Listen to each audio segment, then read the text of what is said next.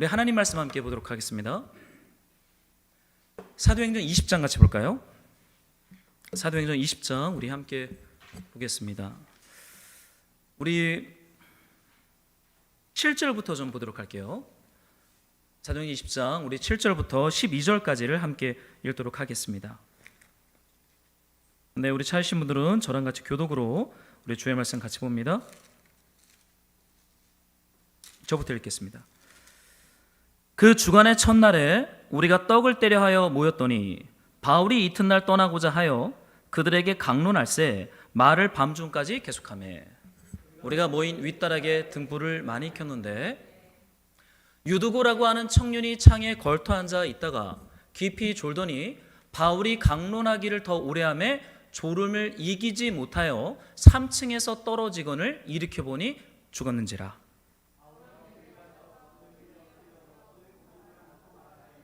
떠들지 말라 생명이 그에게 있다 하고 올라가 떡을 떼어 먹고 오랫동안 날이 새기까지 이야기하고 떠나니라.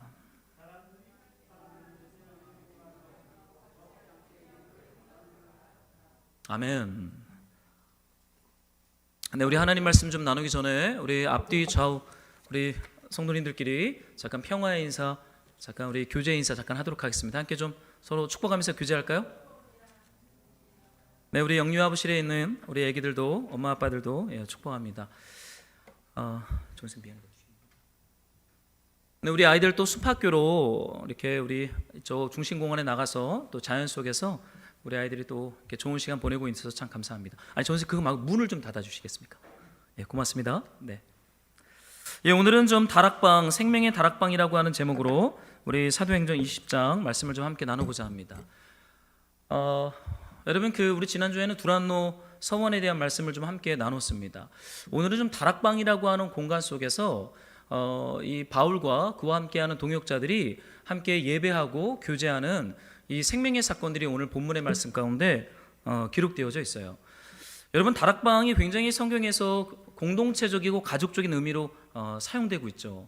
근데 참 안타까운 건 이 다락방이 좀 이단이 이 단어를 사용하는 것에 참 불편함이 있어요. 이게 너무나 좋은 단어고 너무나 이 귀한 공동체적 개념이 이 다락방 안에 있는데 한 이단이 이 다락방 운동으로 이렇게 좀 낙인이 찍히면서 이 다락방이라는 단어를 쓰기가 참 좀 불편하고 좀 이렇게 어색함이 있죠. 그러나 오늘 본문 속에는 이 다락방이라고 하는 공간에서 바울과 그의 동역자들이 함께 예배하면서 생명의 기운으로 충만한 시간들을 오늘 보내게 되는 것을 좀 보게 됩니다. 여러분 오늘 본문의 말씀을 보면 그 주간의 첫날에 우리가 7절에 이렇게 말씀이 되어 있죠. 떡을 떼려 하여 모였다. 여러분 이 말씀 속에 담겨 있는 메시지가 뭐 같아요? 예배하러 모인 것입니다. 그 주간의 첫날은 부하루 첫날이에요. 즉 주일을 의미합니다. 유대교는 보통 이렇게 안식일 날 모여서 이렇게 종교 의식을 치르지만 예수 그리스도의 구원과 부활 이후부터 이제는 예수님을 주님으로 따르는 사람들은 부활 후 첫날을 기념함으로 이제는 토요일이 아니라 일요일에 함께 모여서 예배를 드리죠. 근데 그 예배의 모습이 어땠어요? 우리가 떡을 떼려 하여 모였다. 함께 먹고 마시며 떡을 떼는 방식과 모습으로 그들이 함께 예배합니다. 전 오늘 이 바울이 이 다락방에서 이렇게 예배하는 것이 과연 3차 전도여행 속에 어떠한 메시지가 담겨져 있냐라는 것이죠. 여러분 한번 생각을 해보세요. 드로아, 여기는 사실 이제 아시아로 들어가는 관문 도시입니다. 바울이 사실 드로아에서는 복음을 전했다는 기록이 사도행전에 나와 있지 않아요. 잠깐 피곤에 지쳐서 기억나세요? 2차 전도여행 때 모든 것이 다 막히고 참담하고 모든 것이 피곤해서 어찌해야 할지 모를 때 드로아의 밤에 환상 중에 우리 성령께서 건너와 우리를 도우라 라는 환상을 받았던 곳이 드로아 항구입니다.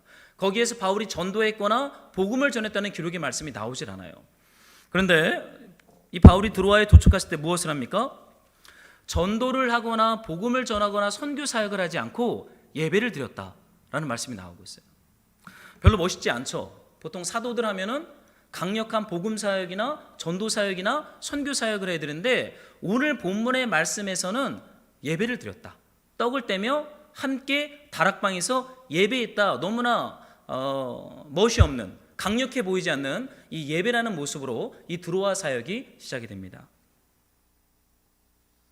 여러분, 바울이 드로아에 오기 전에 그의 삶이 어땠어요? 우리가 사도행전 19장 후반부 데메드리오 소동 사건을 우리가 설교는 하진 않았지만 두란노 사역이 끝나면서 어떠한 결과가 바울을 찾아왔냐면 데메드리오라고 하는 은장색, 은으로 우상을 만드는 사업가예요.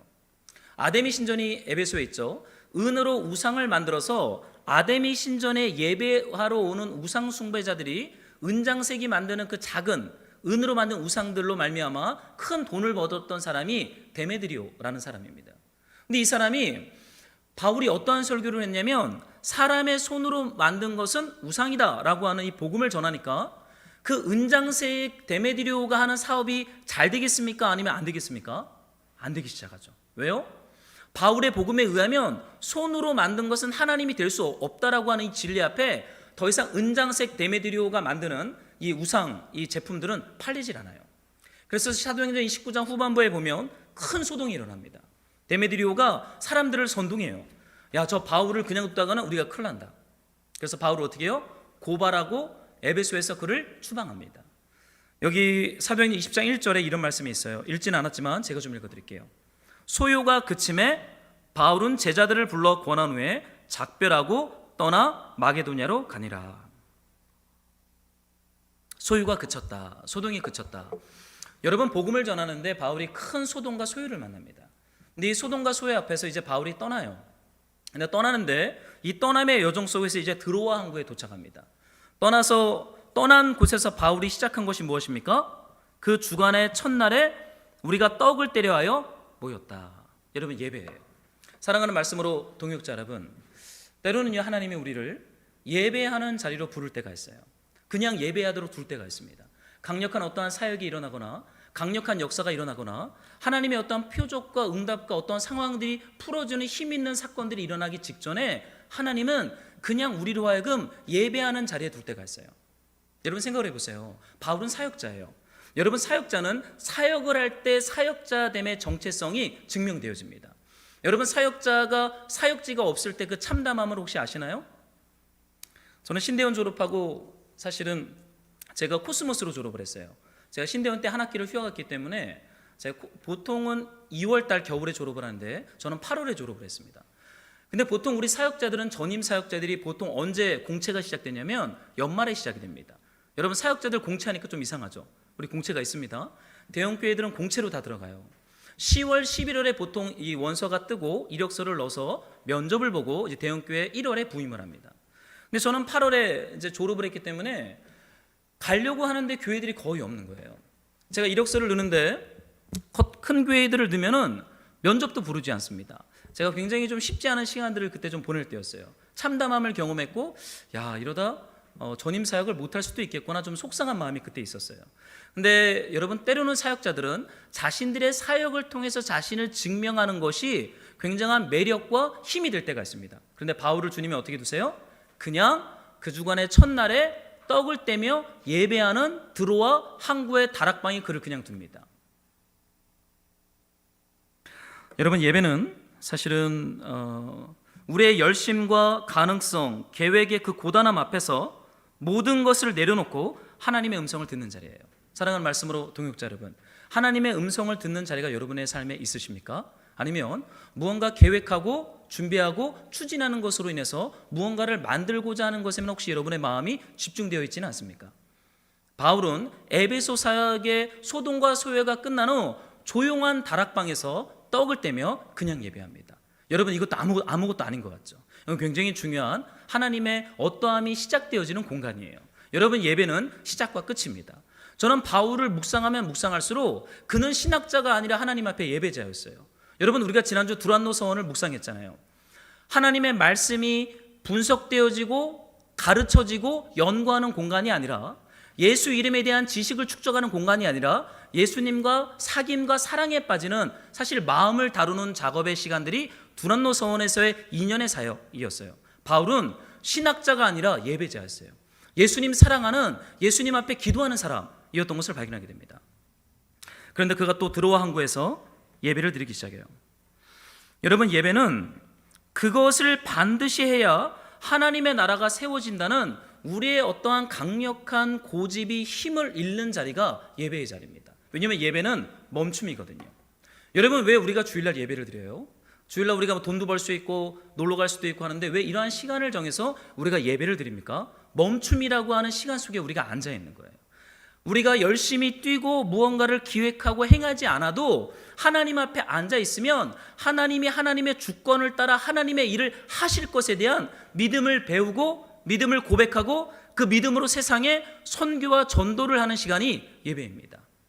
그래서 예배를 우리는 보통 아름다운 낭비라는 표현을 쓰기도 하죠. 시간을 낭비하고 공간을 낭비하고 돈을 낭비하고 우리의 삶을 낭비하는, 그러나 그 시간을 통해서 하나님의 하나님 되심이 증언되어지는 그 예배가 지금 드로아 항구에서 바울에게 충만하게 경험되어지고 있어요.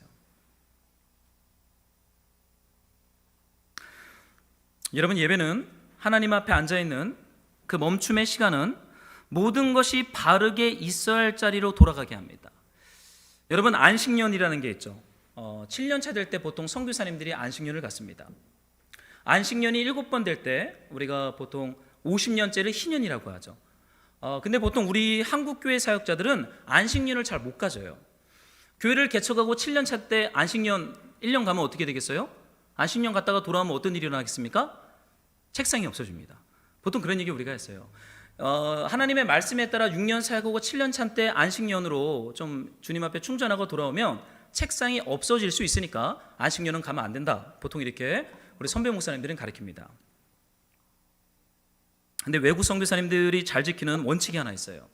우리나라 사람들은 진짜 못하는데 외국 사역자들이 잘하는 게 뭐냐면 6년을 선교지에서 사역하군요.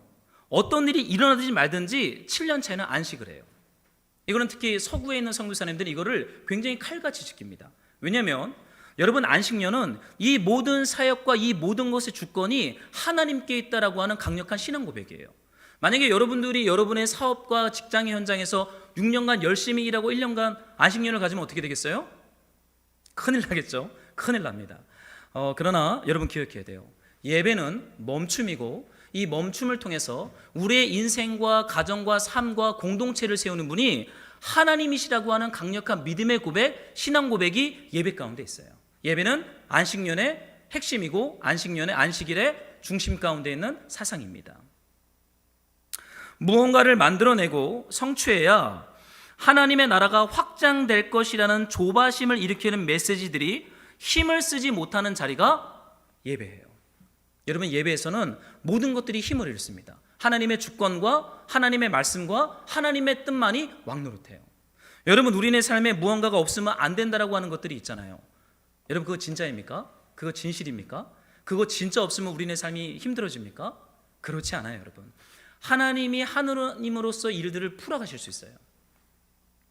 여러분, 아브라함 기억하세요?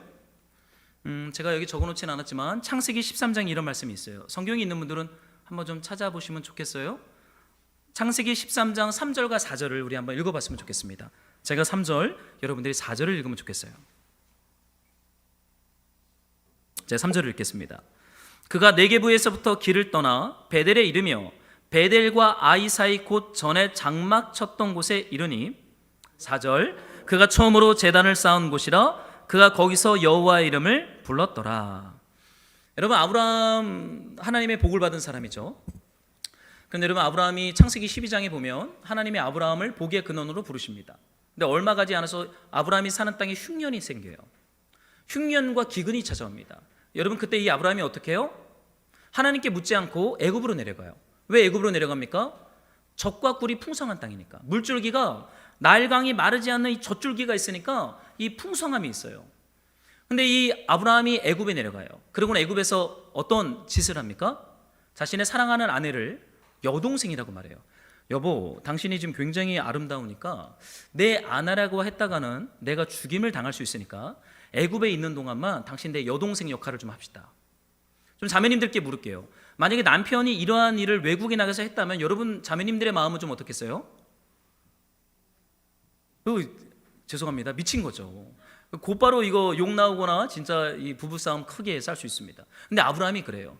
우리가 위험하니까 당신이 애굽에 있는 동안만 여동생 역할을 하시오 얘기를 해요. 흉년 앞에서. 어려움을 당할 뻔했습니다. 그리고는 하나님이 아브라함과 사라를 구원을 하세요. 어느 정도 시간이 차고 나서 아브라함이요 다시 베델에 올라와요. 베델이 어디냐면 하나님이 아브라함을 복의 근원으로 부른 다음에 여호와의 이름을 부르며 첫 번째 예배 드렸던 땅이 베델이에요. 베트엘, 하나님의 집입니다. 하나님의 집에서 예배를 드렸어요. 근데 애굽에서 흉년 때문에 내려갔다가 아내를 여동생이라고 속였다가 큰 어려움을 당하면서 그가 다시 어디로 돌아와요? 베델로 가요. 있어야 할 자리로 돌아옵니다. 여러분, 있어야 할 자리로 돌아가는 것이 무엇입니까? 거룩이고 안식이고 회복이고 구원이에요. 그 베델에서 무엇을 시작해요? 4절에 봤더니 그가 처음으로 제단을 쌓은 곳이라 그가 거기서 여호와의 이름을 불렀더라. 사랑하는 말씀으로 동역자 여러분, 우리는 때로는 조용하게 예배를 드리는 시간들을 드릴 필요가 있어요. 여러분, 예배는 아무것도 안 하는 시간이 아닙니다. 예배는 우리 안에 으그러지고 깨지고 굳이 해야 할 필요가 없는 것들이 온전하게 있어야 할 자리로 돌아가서 질서와 균형과 회복과 구원을 경험하는 시간이 무엇입니까? 예배입니다. 베텔. 여러분, 그 베델로 올라가셔야 돼요. 바울에게 그 베델은 어디였습니까? 드로아 다락방이었어요. 하나님의 생명의 말씀과 떡을 먹는 시간, 그 예배 시간이에요. 여러분, 베델은 하나님의 집이죠. 말 그대로. 여러분, 근데 손님이 올 때 여러분들 그 집에서 뭘 준비합니까? 보통 우리가 식사를 준비하죠. 손님들이 올 때 뭐 간식을 준비하거나 식사를 준비합니다. 그리고 함께 떡을 먹어요. 여러분, 예배는요 하나님이 준비하신 것들을 먹는 시간이에요. 그것을 먹고 마시면서 우리가 하나님으로부터 충만해지는 시간이 예배입니다. 저는 여러분의 삶의 자리에 또 우리 교회 공동체 안에 하나님으로 충만해지고 하나님으로 가득 차지는 이 생명의 예배가 우리 안에 저는 충만하게 일어나기를 저는 소망합니다.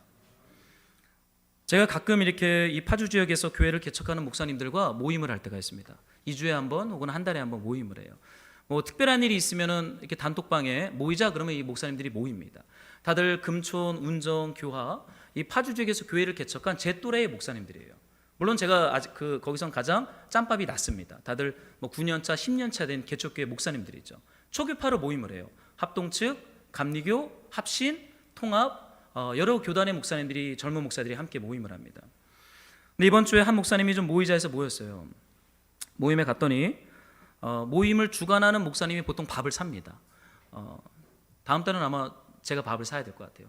근데 그 목사님이 평소에 먹지 못하는 좋은 가수에 가서 이렇게 식사를 대접을 하는 거예요. 제 목사님께 그랬어요. 제가 형편을 알거든요.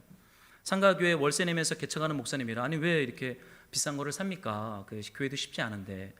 목사님이 그래도 이렇게 목사님들 대접한다고 이렇게 함께 식사를 하면서 교제를 했어요. 그리고 저희 목회자들을 이렇게 50% 할인해주는 이 헤이리에 가면 카페가 한 군데 있습니다. 거기는 선교사님들이 안식년 들어오면 묵을 수 있는 숙소가 3층에 있고 우리 목회자들은 50% 할인이에요. 저랑 같이 가면 여러분 50% 할인됩니다. 이제 그 카페에 갔는데 모여서 이렇게 교제를 했어요. 근데 예배하면서 이제 목사님들의 이야기를 쭉 듣는데 한 목사님이 그런 얘기를 합니다. 이 운정 홈플러스 쪽에 개척한 목사님인데 낮에는 카페를 해요.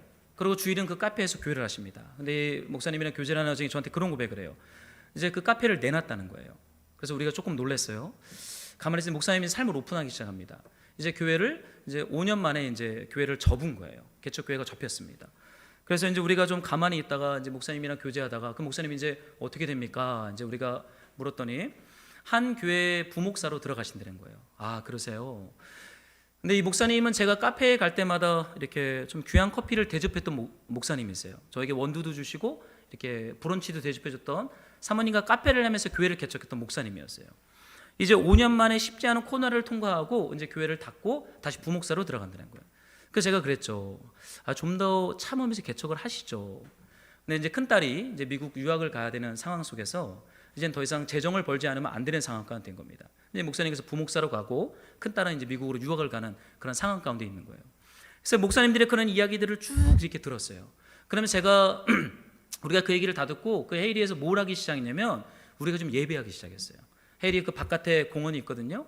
거기에 나가서 우리가 좀 같이 찬양하면서 서로 좀 축복하면서 기도하면서 예배를 드렸습니다. 뭐 무슨 권명과 무슨 조언이 필요하겠어요. 사실 예배는 우리네 삶에 하나님이 채우시는 생명으로 가득 차는 사실 시작점이고 하나님이 일하시는 자리가 예배인 것을 보게 됩니다. 사랑하는 말씀으로 동역자 여러분, 무언가를 우리가 한다고 해서 그것이 만들어지는 것이 아니라 우리가 멈춤이라고 하는 예배 가운데 있을 때 하나님이 하나님으로서 일을 하세요. 생명을 일으키세요. 그리고 하나님의 계획들이 풀어지기 시작합니다. 저는 여러분들 안에 이 드로아 항구, 드로아 다락방에서 있었던 이 생명의 예배, 떡과 말씀으로 충만해지는 그 예배가 우리 가운데 충만해지기를요, 저는 소망합니다. 여러분, 배고프면 일하기 힘듭니다. 주님께서 차려주신 영양가 높은 밥상을 받지 못하면 우리는 불량식품으로 우리의 삶을 채울 수가 있기 때문이에요.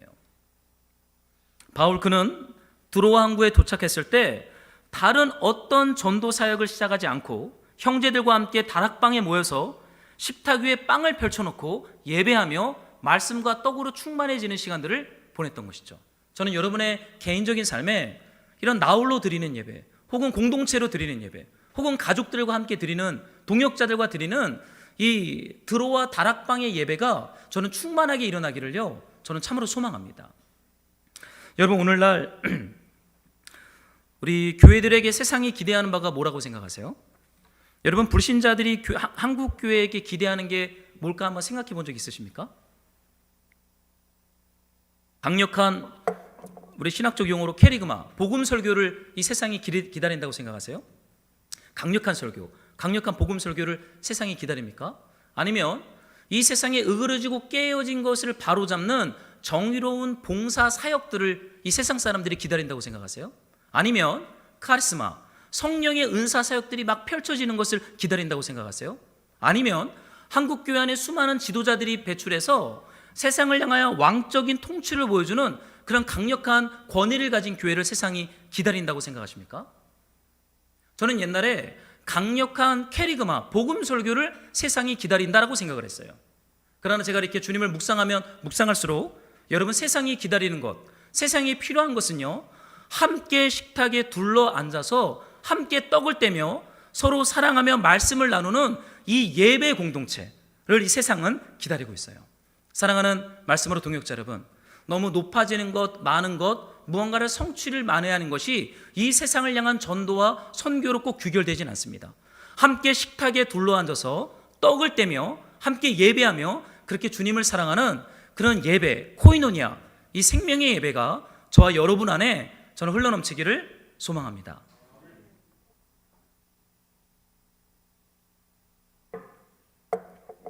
여러분, 이 8절에 이런 말씀이 있어요. 한번 여러분들이 8절을 한 번만 읽어주시겠습니까? 함께 시작. 네, 다락방에 등불을 많이 켜놓았죠. 근데 여러분, 이 표현 중에 우리가 기억해야 될 것은 우리가 모인 윗다락방이라는 표현이 있습니다. 참 표현이 아름답죠? 우리가 모인 다락방, 뭐 이렇게 하나의 어떠한 스토리로 만들어도 될 정도의 굉장히 아름다운 문장이고 공간에 대한 이름입니다. 우리가 모인 다락방이라고 말하고 있어요. 바울은 이 표현을 여기서 반복적으로 씁니다. 우리가 모인 다락방. 여러분, 생명의 공동체, 예수님을 사랑하는 신자들이 모인 그 다락방에서 드려지는 예배에 등불을 많이 켰다라고 말하고 있어요. 여러분, 이 예배의 등불이 마르지 않게 합시다. 때로는 강력한 어떠한 표적도 중요하지만 아무런 역사가 일어나지 않아도 두세 사람이 예수의 이름으로 함께 모여 이 다락방에 등불을 켜는 것만으로도 여러분, 드로아 항구의 하나님 나라의 사역은 풀어지고 진행될 수 있어요. 근데 참 독특한 일들이 일어납니다. 9절인데요. 예배를 이제 진행되고 있어요. 예배의 어떤 요소 중에 찬양과 말씀과 기도가 있겠죠. 근데 오늘 본문의 말씀을 봤더니 바울이 설교를 굉장히 길게 했던 것 같습니다. 바울이 강론하기를 더 오래 하며 어떤 일이 일어나요? 유두고라고 하는 청년이, 제가 이 말씀 보다가 제가 웃었어요. 이거 아니 어떻게 이런 일이 일어나나. 3층 창틀에 앉아서 설교를 들었던 청년인데 설교를 바울이 오래 하니까 졸음을 이기지 못하여 3층 바깥에 마당으로 떨어져 어떻게 되었다? 죽었다 말해요. 저는 이거 보다가 야, 이게 어떻게 이런 일이 있나. 사도행전에서 예배드리다가 죽은 사람 2번 있습니다. 누가 먼저 죽었죠? 기억나세요? 아나니아와 삽비라. 그건 좀 굉장히 공포스럽잖아요. 그런데 오늘 이 말씀에서는 유두고가 설교를 듣다가 바울이 설교를 굉장히 오래 하니까 졸다가 그만 난간에 낙상해서 죽었다. 이거는 뭐 공포스럽지 않아요. 이 본문을 잘 읽어보세요. 전혀 정죄하거나 판단하거나 공포스러운 분위기는 없습니다. 유머스러운, 느낌이 사실 이 본문의 문맥과 어떠한 분위기 속에 좀 있는 것 같아요. 설교는 좀 짧아야 돼요. 그죠? 설교 길면 안 됩니다. 제가 설교학 때 교수님이 그랬어요. 30분에서 35분을 넘지 마라. 그러면 회중들이 다른 곳을 보게 될 것이다. 제가 이렇게 볼 때 제가 30분 지나면 다른 데 보는 분들이 계세요. 짧게 하도록 노력하겠습니다. 근데 바울은 되게 길게 했던 것 같아요. 밤 늦게까지 설교했어요. 여러분 저런 설교자 만나지 않은 것을 감사하세요. 밤 늦게까지 강론하기를 계속하며 한 청년이 졸다가 낙상해서 죽어버립니다. 여러분 이 사건을 어떻게 해석해야 할까요? 예배 가운데 일어난 사건이에요. 설교자와 그 자리에 모인 회중들이 여러분 이 청년이 졸다가 설교 듣다가 낙상해 죽은 이 사건을 어떻게 받아들였을까요? 한번 생각해 본 적 있어요? 여러분 아나니아와 삽비라가 죽었던 건 분명히 어떤 욕망에 대한 하나님의 심판이었죠. 그래서 감리교회를 창간한 요한 웨슬리가 이런 표현을 썼어요. 감리교회를 시작할 때 감리교회에 대한 교회로는 이런 표현을 합니다. 교회는 날마다 아나니아 삽비라가 죽임을 당하는 장소이다. 이거 감리교가 가지고 있던 교회론입니다. 구원론이에요. 감리교가 가지고 있던 교회는 우리 안에 있는 아나니아와 삽비라가 날마다 죽어지는 공간이 어디다? 교회래요. 그래서 감리교는 두세 명이 모이는 속회라고 하는 작은 예배, 작은 공동체를 끊임없이 고집했던 이유는 그 안에서 드러나는 아나니아 삽비라가 날마다 죽어지는 것이 구원이고 거룩이고 성화라고 요한 웨슬리가 말했기 때문입니다. 그런데 여러분 지금 창틀에 앉아 있다가 설교가 길어서 졸음을 이기지 못하고 죽은 이 청년 왜 죽은 것입니까? 뭐가 문제예요? 여러분 어떻게 생각하세요? 설교하다 한 청년이 나가 죽었는데 그럼 성령으로 충만한 공동체는 이 청년을 어떻게 해석할까요? 한번 상상해 보세요.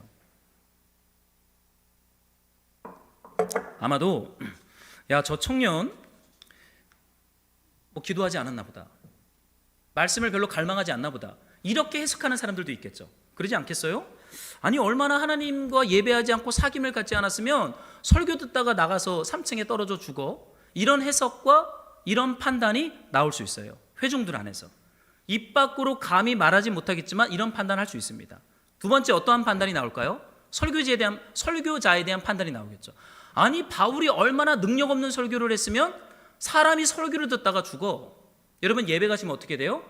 굉장히 쌍막해지기 시작합니다. 그렇지 않아요? 예배를 드리고 있어요. 말씀을 듣고 있어요. 그런데 갑자기 쿵 하는 소리가 들렸어요. 그리고 사람이 죽었어요. 설교자가 더 이상 설교할 수 있겠어요? 설교 못해요. 죽음 앞에서 설교할 수 없습니다. 죽음 앞에서 판단과 해석이 나오기 시작합니다. 그런데 사도행전은요, 오늘 본문의 문맥을 보시면 독특한 것은 어느 누구도 이 청년의 죽음에 대하여 어떤 해석도 하고 있지 않다라는 거예요. 어떤 해석이 나오질 않아요. 판단이 나오지 않아요. 이 청년이 왜 죽었는지, 뭐 때문에 죽었는지 분석하지 않아요. 죄를 졌거나 말씀을 사모하지 않거나 예배를 잘 못 드려서 죽은 것이다라는 평가와 판단이 나오지 않아요. 그냥 죽었다. 그냥 둬요, 이렇게 유머스럽게. 여러분 분명한 것은 우리네 인생에도요, 예배드리는 우리네 인생에, 우리 교회 안에 이러한 비극이 어떠한 이유도 없이 갑작스럽게 찾아올 수 있다는 거예요. 가볍게 던지고 있어요. 우리네 삶에도, 우리네 인생에도 이렇게 낙상하는 것 같은 이런 부정해 보이고 사망이 왕노릇하는 사건이 우리네 삶에도 일어날 수 있다. 사도행전이 이렇게 던지고 있어요. 가볍게, 심각하게 해석하지 않아요. 모두가 다락방에서 등불을 들고 떡을 떼며 집중력 있게 예배를 드리고 있었어요. 모든 것은 평상시처럼 조용히 흘러갔습니다. 그런데 갑자기 우리 앞에 사람이 쿵 하며 떨어지더니 죽어버렸어요. 설교자는 설교를 못하고 문은 쾅 닫힙니다. 여러분 이 청년의 죽음을 율법적으로 판단할 수 있겠죠? 여러분 같으면 판단하겠습니까? 말씀을 받을 준비가 안 된 사람이야. 율법이 작동할 수 있어요. 여러분 사망이 일어날 때는 사람 안의 반응은요, 율법적으로 이거를 반응할 수 있다는 거예요. 아유 저 친구 저거 죄져서 저거 부정하게 된 거야. 저 바울 저거 기도 많이 안 하고 전도사역 안 하고 기도 안 했더니 말씀에 힘이 없네. 이럴 수 있어요. 안 그러겠어요? 그럴 수 있습니다. 율법이 작동하는 것이죠. 바울을 향하여, 죽은 청년을 향하여 분석합니다. 좀 질문을 드릴게요. 여러분의 삶에 이러한 해석들을 한번 시도해 본 적이 있으세요? 여러분의 삶에 갑작스러운 낙상 사고와 같은 일들이 일어날 수 있잖아요. 그때 여러분은 어떠한 해석, 어떠한 원리들을 가지고 그것을 해석하기 시작합니까? 그것이 진리로부터 온 것입니까? 아니면 내 율법적인 종교로부터 온 것입니까? 우리는 조용히 그것에 대해서 좀 침묵하면서 돌아볼 필요가 분명히 있습니다.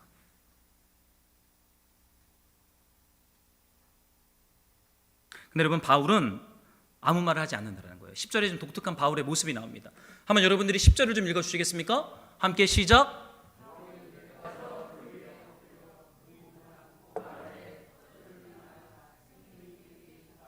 아멘.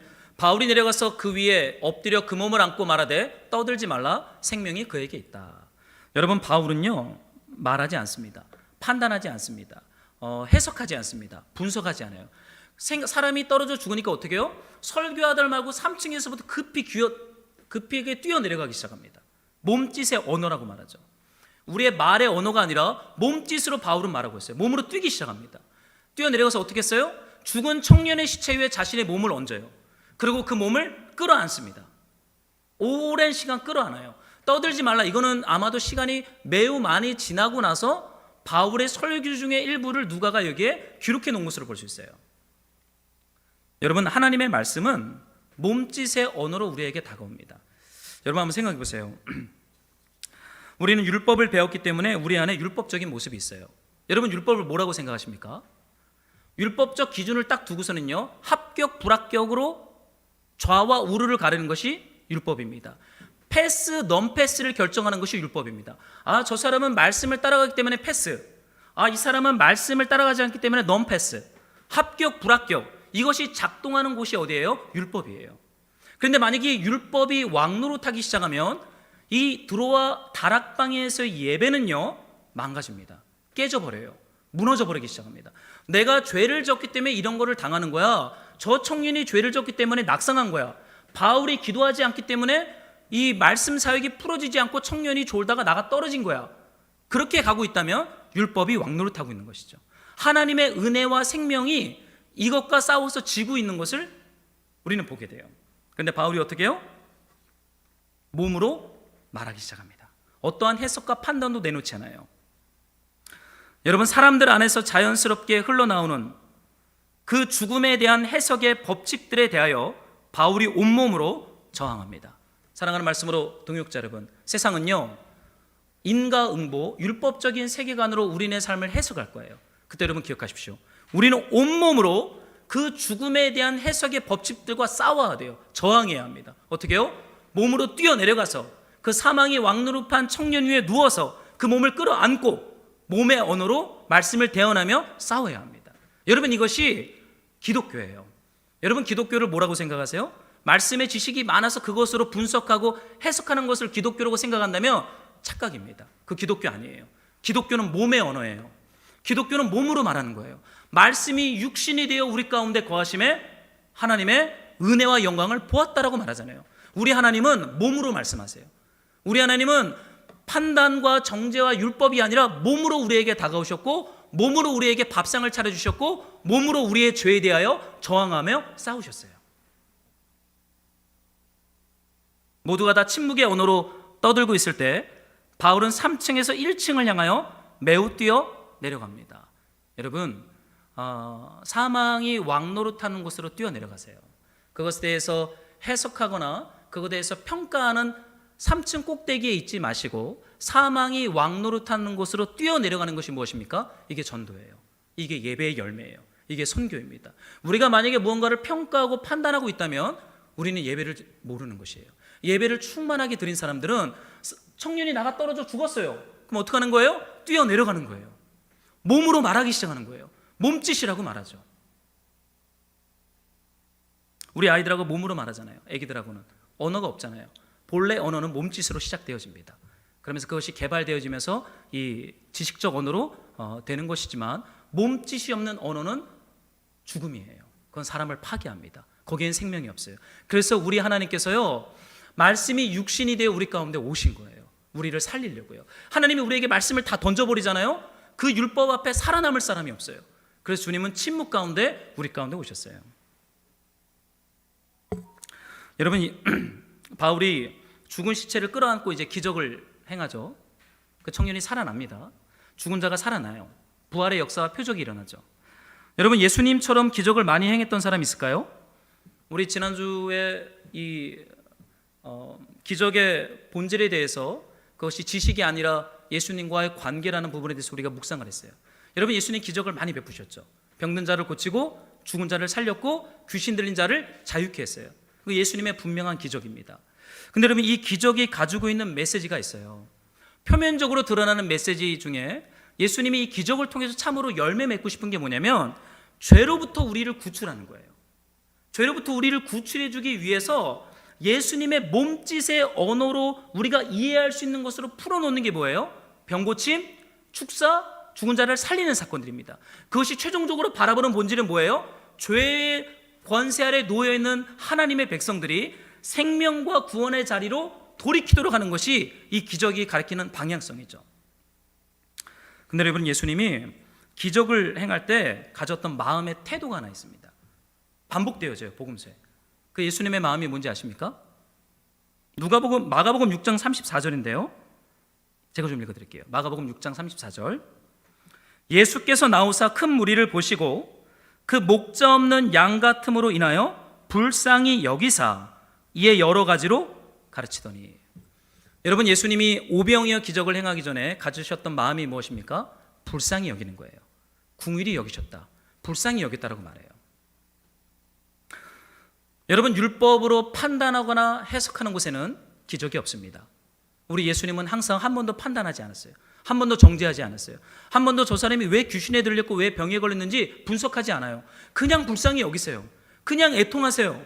왜 저렇게 되었나 불쌍해서 그냥 고쳐주세요. 질문할게요. 고쳐준 다음에 만약에 예수님이 병도 고쳐주고 죽은 자도 살려줬어요. 그리고 조건으로 너 나 믿어 라고 예수님 말씀하신 적이 있을까요? 한 번도 없어요. 내가 너한테 병을 고쳐줬고 너의 귀신을 내쫓았기 때문에 나를 믿어라고 말한다면 그것은 긍휼이 아니라 그건 거래가 됩니다. 내가 너한테 이만큼을 주었기 때문에 너는 나한테 믿음을 줘야 돼. 여러분 이건 폭력입니다. 이건 종교예요. 우리 예수님 한 번도 그러지 않았어요. 병을 고쳐줬는데 나를 안 믿어? 그래도 사랑하세요. 믿을 때까지 사랑하세요. 내가 너를 고쳐줬고 치유해줬으니까 나를 믿어야 돼. 여러분 이건 종교죠. 여러분 이러한 종교와 율법으로는 사실은 우리 안에 생명이 왕노릇할 수 없습니다. 여러분 들어와 예배에서 수많은 예배드렸던 사람들이 청년의 낙상과 죽음 앞에서 아마도 많은 판단과 해석이 있었던 것 같아요. 그러니까 누가가 떠들지 마라라고 하는 이 짧은 단편의 긴 바울의 설교문 속에서 이 짧은 구절을 여기다 갖다 놓은 것이죠. 무엇을 떠들지 말라는 것입니까? 율법이 왕노릇하는 이 메시지가 더 이상 힘을 갖지 못하도록 하는 거예요. 우리 하나님이 긍휼히 여기시고 불쌍히 여기는 것이 죽음에서 왕노릇하는 청년이 생명의 자리로 옮겨지는 하나님의 기적의 근원이었어요. 사랑하는 말씀으로 동역자 여러분, 하나님이 우리를 불쌍히 여기셨기 때문에 저와 여러분들이 이 자리에 있는 것입니다. 여러분 우리가 무언가를 많이 했기 때문에 이러한 생명의 복을 받는 것일까요? 이러한 하나님의 은혜와 축복들을 우리가 받는 것일까요? 저는 제가 제 삶을 잘 돌아보면 별로 한 게 없어요. 제가 아내랑 좀 그런 고백을 했어요. 야, 우리가 뭘 했다고 주님이 이러한 생명의 복들을 우리한테 주냐? 참 모르겠어요. 계산이 안 돼요. 하나님이 주신 이 복과 은혜를 해석할 수 있는 틀이 제 안에 없어요. 왜냐하면 여전히 저는 율법적이고 죄인이고 하나님을 예배하는 것보다는 내 욕망을 따라 살아가는 아나니아와 삽비라적 요소가 더 많은 존재인 게 분명하거든요. 그런데 하나님이 생명의 복을 주세요. 도무지 이해를 못하겠어요. 왜 그런 것입니까? 여러분 예수님이 죽은 나사로를 보고 기적을 행하기 전에 짧게 기록된 예수님의 마음이 있어요. 어떤 말씀이 있습니까? 심령이 비통히 여기사 애통했다라는 말씀이 나와요. 여러분 무언가가 준비되지 않아도 예수님의 긍휼과 불쌍히 여기는 마음이 흘러가기 시작하면 거기에 하나님의 나라가, 하나님의 생명이 우리 안에 충만하게 열매 맺게 될 줄로 믿습니다. 저는 이 예수님이 불쌍히 여기는 이 몸짓의 언어, 여러분 이 언어에 대한 표현이 한 구절 더 나오는데 우리 로마서를 좀 보고 싶은데요. 여러분들이 로마서 8장을 좀 한번 좀 보시겠어요? 8장 26절을 좀 함께 읽어보겠습니다. 로마서 8장 26절입니다. 우리 찾으셨으면 한 목소리로 우리 주의 말씀을 함께 읽어보도록 하죠. 로마서 8장 26절. 이와 같이 성령도 우리의 연약함을 도우시나니 우리는 마땅히 기도할 바를 알지 못하나 오직 성령이 말할 수 없는 탄식으로 우리를 위하여 친히 간구하시느니라. 아멘. 여러분, 성령 하나님의 언어가 여기에 나오죠. 어떤 언어입니까? 이것도 몸짓의 언어예요. 우리 이렇게 입으로 선포되어지는 이런 지식적 언어가 아니라 몸짓의 언어인데, 그 몸짓의 언어는 말할 수 없는 탄식입니다. 말할 수 없는 탄식. 여러분, 하나님께서 우리를 살리고 구원하실 때 사용하는 언어는 말할 수 없는 탄식이에요. 불쌍히 여기고 긍휼히 여기는 몸짓과 마음이에요. 여러분, 이것이 흘러가면 죽었던 사람이 살아나고 포로되었던 자가 자유케 되어져요. 병들었던 자가 치유되고 귀신 들렸던 자가 축사를 받으며 자유케 됩니다. 무엇이요? 예수님의 긍휼, 성령 하나님의 말할 수 없는 탄식의 이 몸짓 언어. 여러분, 왜 이렇게 하나님 이러실까요? 한번 생각해 본 적 있으세요? 여러분, 우리가 말씀을 하나님이 우리에게 다 들려준다고 생각해 보세요. 그 말씀 앞에 살아남을 사람이 있겠어요? 이 하나님의 율법과 이 하나님의 이 거룩한 말씀 앞에 여러분, 살만한 거룩한 사람이 이 땅에 있습니까? 없어요. 그래서 하나님이 우리에게 율법으로 다 말하기에는 우리의 상태가 그것을 따라가지 못해요. 그래서 하나님의 언어가 무엇입니까? 말할 수 없는 탄식으로 우리에게 말을 거시는 거예요. 그리고 우리에게 몸짓으로 손짓하시는 거예요. 불쌍히 여기며.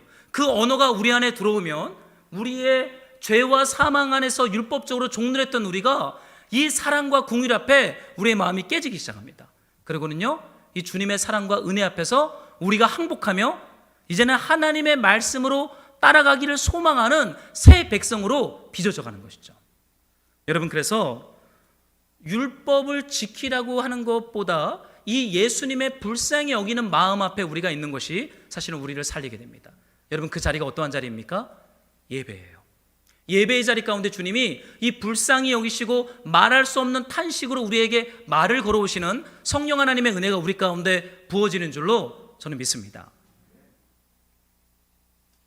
여러분, 율법에는 애통과 눈물이 없어요. 여러분, 기억하십시오. 율법에는 애통과 눈물이 없어요. 패스, 넘패스, 합격, 불합격만 존재합니다. 그래서 이 율법에는 살아남을 수 있는 사람이 없다라는 거예요. 여러분, 드로아 항구, 이 드로아 다락방에서 어떠한 두 가지 줄기의 싸움이 벌어지고 있는지 보이십니까? 율법과 우리 예수님의 긍휼이 싸우고 있어요.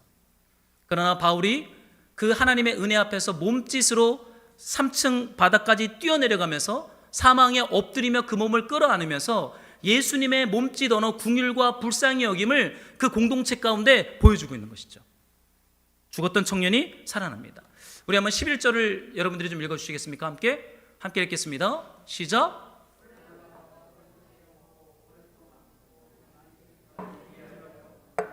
네, 사람들이 살아난 청년을 데리고 가서 적지 않게 위로를 받았더라. 청년이 살아나죠. 참 어떠세요? 여러분, 이 본문을 나중에 다시 한번 깊이 읽어보세요. 무겁지 않아요. 아나니아 삽비라가 죽을 때는 굉장한 하나님의 두려움과 심판의 분위기가 그 안에 있는데, 이 드로아 항구 유두고 청년의 죽음에는 무거움이 없어요. 정죄가 없어요. 판단이 없어요. 하나의 유머스러운 아주 이렇게 재미난 한편의 부활의 이야기를 보는 것 같아요. 심각하지 않게, 어느 누구도 판단하거나 정죄하지 않는. 그러나 하나님의 긍휼과 불쌍히 여기는 것이 이 청년을 살려서 무엇이 계속됩니까? 다락방에 올라가 떡을 떼어 먹고 오랫동안 이야기한다. 이게 무엇이에요? 예배가 지속된다는 거예요. 사랑하는 말씀으로 동역자 여러분, 예배가 지속되려면 우리 예수님의 긍휼이 필요합니다. 율법은 안 돼요. 율법이 예배를 지속시키는 것이 아니에요. 하나님의 불쌍히 여김과 긍휼이 그 다락방 공동체 가운데 흘러가기 시작할 때 떡을 떼며 밤새도록 오랫동안 이야기하며 생명의 예배가 흘러가기 시작해요. 그 공간에서 작동하지 못하는 언어가 무엇이겠습니까? 죽음의 언어. 사랑하는 말씀으로 동역자 여러분, 구원은 우리의 언어를 바꿔가기 시작합니다. 우리 안에 사망의 종노릇했던 감정과 마음이 율법적 정죄와 판단이 이제는 하나님의 생명의 언어로 바뀌기 시작해요. 몸짓, 긍휼과 불쌍히 여기는 언어가 예배 공동체 안에 출산되기 시작합니다. 저는 여러분의 눈빛과 몸짓과 마음 안에 이 생명과 이 부활의 언어, 예수님의 긍휼의 언어가 가득 차서 여러분이 가는 곳마다 이 다락방 예배가 세워지고 출산되어지는 이 생명의 은혜가 있기를요, 저는 소망합니다. 여러분, 청년이 믿음이 없어서 혹은 바울의 설교가 능력이 없어서 죄가 깃들어서 연약함이 많아서 그런 일이 일어났던 것이 아니었어요. 하나님이 하나님의 일을 행하기 위해서 지금 이 모든 것들 가운데 역사하고 있고 진행하고 있고 일하고 있는 것을 보게 됩니다. 오직 우리 주 예수 그리스도의 불쌍히 여기시는 그 애통과 긍휼이 우리를 죄와 사망의 법에서 생명의 성령의 법으로 옮겨가고 있어요. 사랑하는 말씀으로 동역자 여러분, 하나님이 우리를 긍휼히 여기십니다. 그리고 우리 하나님께서 우리를 말할 수 없는 탄식으로 우리를 따라하고 있어요. 그 생명과 긍휼이 결국 예배를 세울 것이에요. 결국은 공동체를 세울 거예요. 여러분의 가정을 세울 거예요. 우리의 인생을 세울 거예요. 우리가 막 고군분투하면서 이거를 세워야지만 된다라는 것이 아니라 예배 가운데 멈추어지면서 하나님의 긍휼과 은혜가 우리 인생과 우리 공동체와 우리의 삶을 힘있게 이 생명으로 가득 채우게 되는 은혜가 있을 줄로 믿습니다. 네, 이번 한 주 여러분 생명의 언어를 묵상하세요. 이 사망이 왕노릇하는 언어를 묵상하지 마시고 생명의 언어를 묵상하며 우리 예수님의 긍휼과 이 은혜가 우리 인생 가운데 한 주 가운데 충만하기를 소망합니다. 우리 이 말씀 붙잡고 우리 한번 찬양하면서 기도하며 나갈까요? 우리 예수님 사랑에 대한 찬양인데 우리 이 찬양 한번 고백합시다.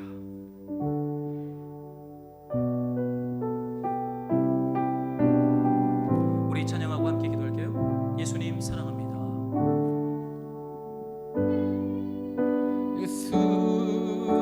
사랑합니다. 사랑합니다. 온 마음 다하여 오직 주님 한 분만 간절히 더 원합니다. 네, 한 번 더 고백합시다. 예수 사랑합니다.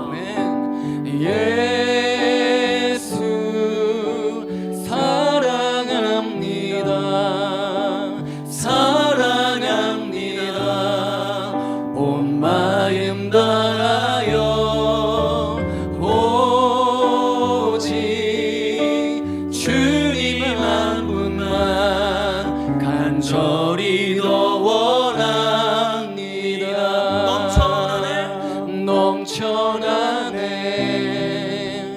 넘쳐나네 내 속에 갈망이 주를 향한 내 속에 갈망이 주님께로 날 이끌어 주소서. 주님께로 날 이끌어 주소서. 주님을 더 원합니다. 그래서 우리가 기도할 때 이렇게 기도했으면 좋겠어요. 여러분, 사망과 낙상이라고 하는 사건은 도적처럼 갑작스럽게 우리네 인생과 삶에 찾아올 수 있어요. 그것에 대한 어떠한 부정적인 평가나 사망이 왕노릇하는 해석으로 그것에 권위를 실어주면 안 됩니다. 우리 하나님이 부활의 주님께서 일하시고 있고 부활의 주님께서 역사하고 있으니 더 이상 사망이 왕노릇하지 못하도록 우리의 온몸으로 그 비진리에 저항하면서 우리 부활의 주님의 긍휼과 불쌍히 여김과 그 애통이 우리 삶 가운데 흘러오도록 우리도 어떠한 것을 판단하거나 해석하지 아니하고 하나님의 주권을 믿으면서 우리 주님의 긍휼과 그 불쌍히 여김 앞에 우리의 삶을 드렸으면 좋겠어요. 우리 한번 주신 말씀을 붙잡고 주님 앞에 같이 기도하면서 나아갑시다. 주님, 성령 하나님 간절하게 기도하는 것은 우리를 긍휼히 여기시고 불쌍히 여기시는 그 하나님의 은혜와 생명이 우리의 삶 가운데 날마다 이루어지기를 소망합니다. 사랑하는 주님, 사랑하는 주님, 우리를 날마다 긍휼히 여기사 우리의 어떠한 것 상관없이 우리에게 생명의 복으로 나가시는 주님, 우리가 당신을 예배하고 당신을 찬양합니다. 할렐루야. 주님, 예수 사랑합니다. 우리가 주님을 예배합니다. 사랑합니다. 우리가 주님을 사랑합니다. 온 마음을 다하여 오직 마음만 간절히 더 원합니다. 예수 사랑합니다. 잠깐 우리가 한 번 더 같이 기도할 때는 좀 우리가 이런 기도했으면 좋겠어요. 우리가 하나님 앞에 감사와 찬양의 고백, 예배를 드리는 것이에요. 우리네 삶에 3층 바깥으로 낙상하는 것 같은, 때로는 내 계획과 내 뜻대로 되지 않는 상황 가운데 있어도 우리 주님 그냥 예배하는 것입니다. 아무런 일이 일어나지 않아도 사망이 이기는 것 같지만 여전히 예수님의 긍휼과 애통이 우리의 삶과 인생을 붙잡고 있고 결국 생명이 왕노릇하는 그 생명의 자리로 우리를 인도하고 있다는 믿음으로 우리 주님 앞에 감사와 찬양과 예배의 고백으로 우리 예수님께 올려드리는 거예요. 우리 기도하기 시작합시다. 오직 주님 한 분만, 주님은 신실하시고 실수하지 아니하시며 날마다 우리를 향한 긍휼과 애통과 말할 수 없는 탄식으로 선하게 일하시는 좋으신 하나님이십니다. 우리가 주님을 예배합니다. 할렐루야 주님, 할렐루야 주님. 주님은 신실한 분이십니다. 주님은 좋으신 분이십니다. 주님은 실수하지 않으십니다. 우리 생명의 하나님, 우리 생명의 주님을 예배합니다. 할렐루야 주님. 주님 한 분만 간절히 더 원합니다. 예수님 사랑합니다. 우리 주님을 예배합시다. 예수 사랑합니다. 사랑합니다. 온 마음 다하여 오직 주님 한 분만 간절히 더 원합니다.